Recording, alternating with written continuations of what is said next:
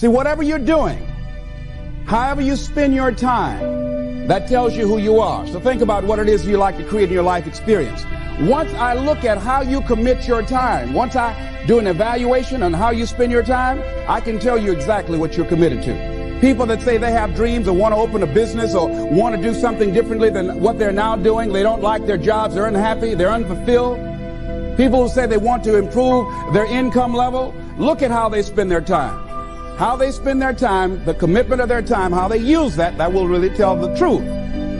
People who said, I'd like to do better, but you don't find them in vocational or technical schools, upgrading their skills and their knowledge, how they spend their time, that will tell you what's going on. People who say they want to normalize their weight, they want to be healthy, but every time you see them, they're eating, that will tell you that they're committed to being obese for the rest of their lives. People tell you they want to stop smoking and they're lighting up at that time. Folks that say, I want to stop drinking, and every time you're in their face, they're reeking with alcohol, that will tell you what's going on. Don't have to listen to what they say, just watch what they do. Commitment shows up in your life in what you do. On the other hand, you can make the commitment to your life that you don't like the results that you have and that you're going to do something about it. See, that power is available to all of us. People who look at life and decide, I want something different for myself. Carol Hatfield. Carol lives in Detroit, single mother, decided that she wanted to go into her own business, did not have enough money to do it. She wanted to have a health food store. She sold her car and used the money to start in a little storefront, a little hole in the wall. She rode to work on a bicycle. And then when she got enough money, she bought a motor scooter and did that for a long time. She's now a very successful person. She now has 3 health food stores. She said it was hard, it's a struggle, Les. She said, but I did it. She said, I made the commitment to do it, and I did it. Why is it that people are frightened by commitment? Because when you say the word commitment, that intimidates a lot of people. Why? Because it means you have to deliver. See, most people, you ask them, hey, look here, I'd like you to do this. They'll say, I'll try. I'll try means that is my escape clause. When I don't come through, it's really a polite no. I don't have the courage to tell you no, so I'll tell you I'll try. Hey, look here, I need you to come to this meeting. I'll try. I said, what do you mean? You're going to lean toward the meeting? Try and sit down. You either do or you don't. Try and take this pencil out of my hand. You either do or you don't. There's no such thing as try. So most people like to use that language. They don't want to commit themselves because commitment means, among many things, no excuse is acceptable. That's what it means, no excuse. That if you decided that you're going to do this, if it becomes hard, then do it hard. If it's difficult, so what? If it's inconvenient, so what? See, a lot of people made a commitment to come here tonight, but they looked outside and said, it's raining. The temperature dropped. It's cold outside. And they decide to give up on their commitment. And that's how people do about their dreams. They don't honor their commitment to themselves. Let me tell you what happens when you don't keep your commitment. Number one, it begins to deplete your self-esteem and it erodes your self-image. It weakens your faith in yourself. You don't feel good when you don't keep your commitments. The other thing is that you begin to develop weak relationships with people. People begin to realize they can't depend upon you. They can't rely on you because you won't keep your word. You've established that kind of reputation. Just think, what would your life be like if you decided to keep your commitments? What will all of our lives be like if we decided to keep our commitments? That we decided to do the things that we said that we were going to do. That we wouldn't even speak it unless we were going to do it. If we decided just for a week, just see what your life can be like. Just let's do it for a commitment to make it a 7-day commitment that I won't say I will do anything unless I'm going to do it. And find out what your life will be like. Let me tell you what, if you follow it through, if you keep your commitment to the commitment, at the end of the 7 days, you'll feel strong and powerful. Because by honoring your commitment, each time that you do, that empowers you. whatever discipline that is required, whatever it is that you must do. So I'm suggesting, number one, commit yourself to live in the present.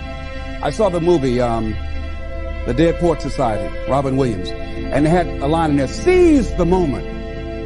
Many of us are not able to move forward and develop and manifest our greatness because we spend so much time looking back or worrying about the future. Seize the moment.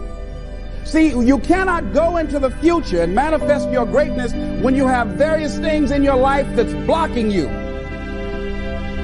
Let's look at how we can begin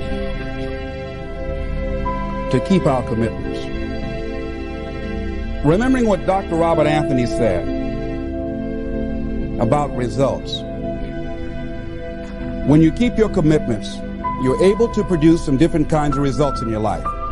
So how can we keep our commitments? And do we keep all commitments? No, we don't.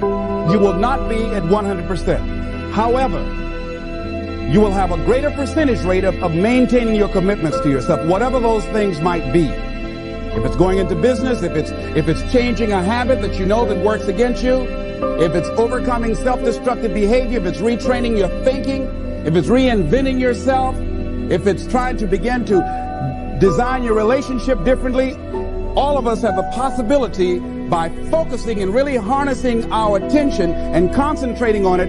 We really have available to us the power to honor our commitments in those particular areas. So number one, make it priority.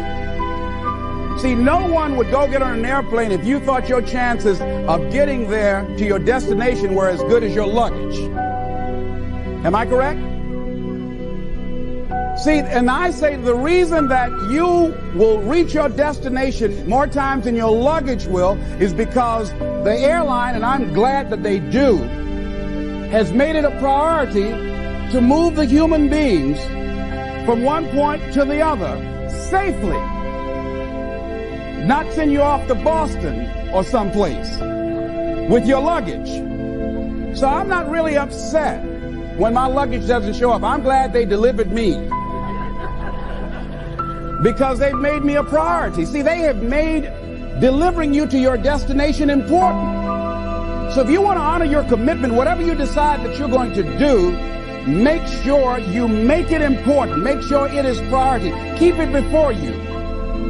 The other thing is, whatever that you want to do, whatever you want to begin to create and beginning to manifest your greatness and strengthening your level of commitment, and it's really exercising your will. Find something that you want to do on your goal, one action step, but make sure it stretches you, that it challenges you, but it's doable, that you can do it. This year I decided that I was going to exercise. So I started out doing just 10 setups and 10 push-ups. I know I can do that and not get upset about it. I can do that without thinking. So I started out small. Now I'm up to 50, but if I try to do 50 starting out, I wouldn't still be doing it. So I started doing it in manageable segments. Do that. And that strengthens your will. So my commitment now is strengthened and fortified by the activity of actually doing it. So now I can expand and build from there. When I decided to begin to manage my money differently, and I started saving 5% of my money, then I increased it to 10%, then to 15%. So now I have disciplined myself to live off 75% of my income. I took discipline to do that, but I started watching how I was spending my money. I started keeping a log and following myself. So you want to begin to find something that is manageable, that you know that you can do. The next thing in beginning to keep your commitments to yourself, have some friends that will hold you accountable, that won't let you off the hook, that won't tolerate anything less than the best from you. People that will support you in this new way of being, in this new state of consciousness. The other thing is that important is have a contingency plan. See, many times when you make a commitment to do something, there are some other variables that will happen that you can't control or you perhaps did not think about. So you want to have some other plans going on. You want to become creative. See, most people don't keep their commitments because when something goes wrong, they just stop. They don't have a contingency plan. So they don't know what to do next. Start being creative. If you challenge yourself, many times we say, I don't know what to do. And I always ask myself, but if you did know what to do, Les, what will it be? That activates another part of my mind. I start thinking about the possibilities and just experimenting. But many of us just stop dead in our tracks. I don't know what to do. You do know what to do. You got genius in you. Challenge yourself. Push yourself. Make yourself come up with something. Use your imagination. And what you will find is that you know more than you realize that you know. That you're more creative and more resourceful than you realize that you are. And as you do that, the more you do it, the easier it will become. At first, it's going to be a struggle. And after you get into a certain level of consciousness, you will ask yourself, how is it that I didn't see this before? At the level that I'm managing my business now, they say consciousness is what we are. I literally look at myself and say, how is it that I didn't do this before? Why is it that I couldn't see this before? And the reason that I didn't see it before, because I didn't challenge myself. I didn't put myself out here. See, the reason that most of us go through life never discovering our true greatness, literally walking, breathing corpses, the uncommitted life isn't worth living. Why? Because it doesn't produce anything. See, you only make things happen. Your life only counts. You only make a difference when you are committed. When you make a commitment with your life. That's the people that make a commitment with their lives. The people that make a commitment to their customers. The people that make a commitment to their families, to their relationships, are the people that make the greatest impact in life. What is commitment? Commitment is the salesman who says, look here, I'm going to make $1,000 today and I'm not going home. You can turn the lights out. The janitors could be here running the vacuum cleaner. I'm not leaving here till I do it. I used to be a door-to-door salesman. I had X number of TVs. I had a minimum amount that I knew I had to sell every day in order to provide for my mother, who was ill at the time, who had lost her job at the M&M cafeteria because of arthritis. And I said, I'm going to go door to door, and sometimes I would not come home until 1 o'clock at night, knocking on people's door, people closing. What do you want? Would you like to buy a nice working month's television set, no money down? No. What about an Emerson TV? No. Thank you very much. Do you know anybody else that would be interested? No. Thank you very kindly. Knock on another. Hello. Would you like to buy a nice working television set, no money down? No, get away from our door. Thank you very kindly. Do you know anybody else would be? Yeah, my cousin, he lives 2 doors down. Thank you very kindly. I tell him you sent me. When I heard your cousin told me that you wanted to buy a television set, told me to come here and talk to you, we got a special discount for you. Yes, come in, I'm interested. I would just keep right on. I would not go home until I did it. It's an interesting thing, ladies and gentlemen, that when we put ourselves in a situation where we say we're going to do it, it puts you in another zone where the universe responds to you.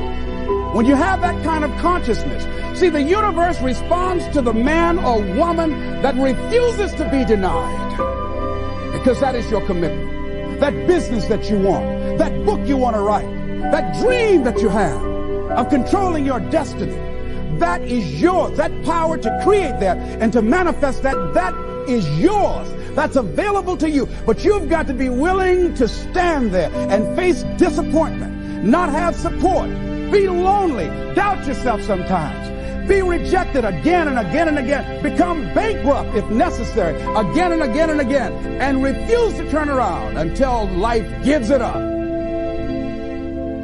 Nothing can resist a person that has that kind of commitment. The people that have made a difference on the planet. When a John F. Kennedy said, we will go to the moon in the next decade, he spoke it. That was a commitment, and people shared that vision. People bought into that.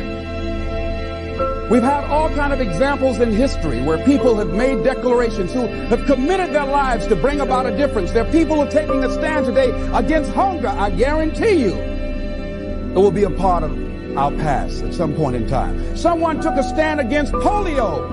It no longer plagues us as it once did, because someone said, it is my commitment to eradicate it from the face of the earth. Someone made the commitment. The reason that we're here and enjoying the democracy that we have, someone made a commitment that whatever is required, if it means that I die. I remember Paul Robeson, here I stand for, I can do no other. And that's how you must be. Commitment means standing up for your life.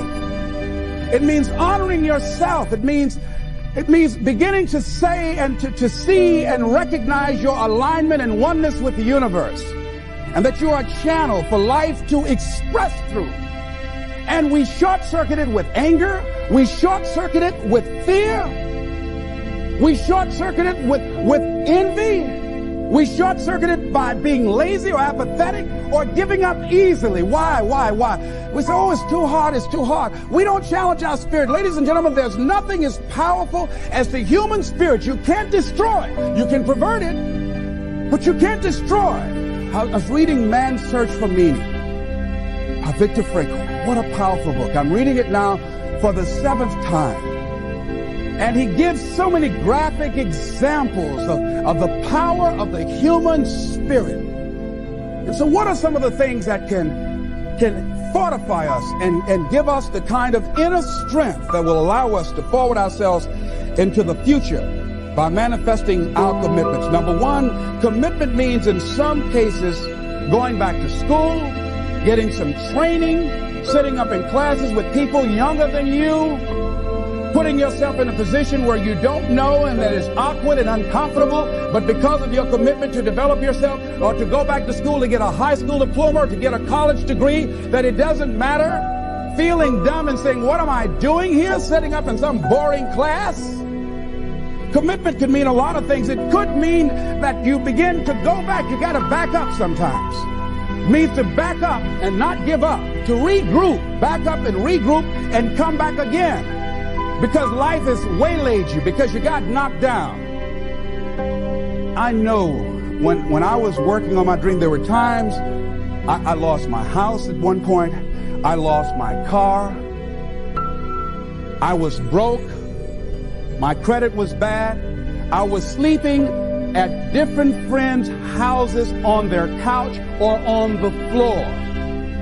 There were times, months, that I slept on the floor of my office and got up early and dressed before my staff got there to give them the impression that I got there early before they did. And we all pretend not to know what we knew, that the boss was staying in the office. So we never talked about it. But I refuse to give up on my dream. And what happened? They say, you know, in the prosperous years, you put it in your pocket. In the lean years, you put it in your heart. It makes me appreciate it even more. Even more. I wouldn't trade it. I wouldn't trade it for anything. The disappointment, the pain that I've gone through by keeping the commitment. Keeping the commitments that you have might mean taking a stand that's unpopular. Something was said one time. When you take a position, it says cowardice asks the question, is it safe? Politics asks the question, is it popular? But conscience or commitment asks the question, is it right? And see, most people rather operate from the first two. Is it safe for me to take this position? I remember when I was a state legislator, I saw guys and women who believed in legislation very strongly, but because the Speaker of the House said, we won't go with that, they backed down. And they felt bad about it. They wouldn't take the position because they didn't want the Speaker of the House to be angry at them. They wanted to be all right with all of the rest of our colleagues. See, it takes a great deal of strong courage and commitment on your part to step out a line. You know, Henry David Thoreau says, if a man doesn't keep pace with his companions, perhaps he's listening to the beat of a different drummer. Let him dance to the music that he hears, however measured or far apart. When you are committed, you're dancing to the beat of a different drummer. Don't expect people to understand you. Don't expect it to make sense to anybody why you've got to do this, why you have got to go, why you leave. This is a good job. I'm going. They pay you well. I'm going. You just a few years for retirement. I'm going. Why? I don't understand. You don't have to. I'm going for me because I've made a different kind of commitment with my life. This is something I have got to do. Commitment. It means taking a stand. Taking a stand for you. It means delivering. It means coming through. What if you don't keep your commitment, Les? What if you give it everything you have and you come up short? Or if you don't give it everything you have, what if you get weak along the way and you throw in the towel on yourself? You surrender to your emotions. What then? A lot of people become discouraged. They become frustrated and they say, oh, what the heck? And they go back to doing what they were doing before, saying it doesn't work. Here's what I suggest. Number one, that does happen. So take total responsibility for it. Just own it. Don't make any excuses on why you gave in or why you didn't come through. Just own it. And face to flack whatever it is. Stand up inside yourself. Next thing is, assess the situation. How did you get here? What happened that you broke down, that you had a breakdown and you surrendered? What happened? What was going on? See, when I used to go on a diet, and I no longer do that, I've made a commitment to a healthy lifestyle. I used to eat up until 12 midnight on Sunday. Anything that wasn't moving. And on Monday, I would get up and eat a fruit, get a light fruit breakfast, and for lunchtime, I would fix some broiled chicken and meticulously peel the skin off and eat the chicken and then eat the skin. Do 5 setups, look in the mirror and become discouraged because my stomach doesn't look like a washboard or one of the Avon Haley dancers. And I say, what the use? And then I go to the refrigerator and eat food cold standing right there in the refrigerator. So when I evaluated where I broke down, I realized I can't have junk food in the house. So I had to remove that. Then I realized there are certain streets I couldn't drive down. So I changed my route. I stopped taking people to lunch or to dinner because I couldn't sit there and watch them eat. When I had to go someplace and speak and they were eating, I said, call me downstairs when it's time for me to speak, because if I sit at the table looking at them, the food's going to call my name. And I know this. So I had to begin to make sure that I wasn't putting myself in a position where I would give up on my commitment. Am I making sense to you? So I began to strategize around avoiding situations where I knew that I was going to become weak. Another thing I do when I don't keep my commitment, I either deny myself something or I do a trade-off. If a glazed donut takes advantage of me, then I require myself to do an extra 25 setups, or I walk for an extra 15 or 20 minutes because I got a hammerlock on my head and say, come on over here.